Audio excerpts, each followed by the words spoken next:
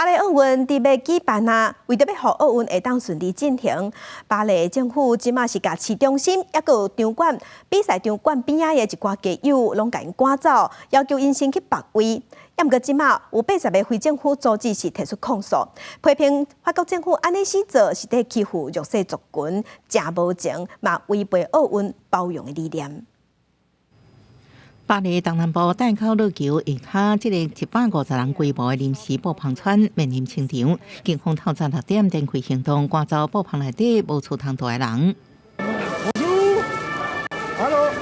待人大部分是中东非洲移民，因逃离故乡，寄远战火到法国，为要咧申请庇护，为已经摕到难民身份，因合法居留才透露。啊，毋过收入真少，敢能用布棚做厝，即马连桥底也无当大。警方引导因去坐巴士送到巴黎以外地区，重新去安置。 Don't forget your things, your papers and everything else. We simply wake them up, giving them the option to either take the bus or not. For those who don't take the bus, it's their choice. We're not here to force anyone. 这是当局新的 SAS 庇护计划，将假路移民分散到外省，减轻首都的负担。讲安尼用加紧移民申请身份的行政程序，外地生活成本也较低。啊，毋过这种安置只提供3礼拜大的所在，了后就会放牛食草。啊，毋过小所在缺少工作机会，佫无法度生存，所以未少人选择留伫巴黎继续假路的生活。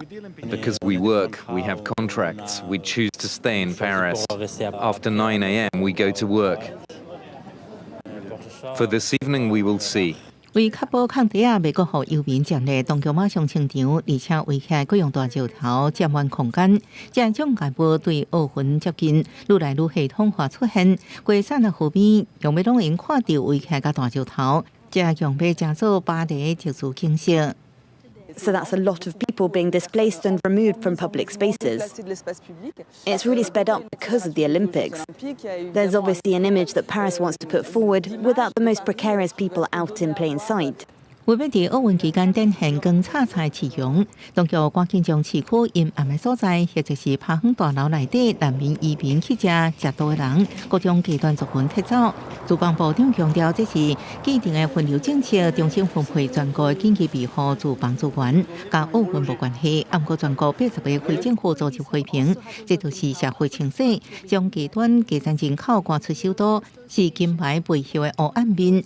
伫奥运进前继续发起联合抗争，要求尊严永续的解决方案。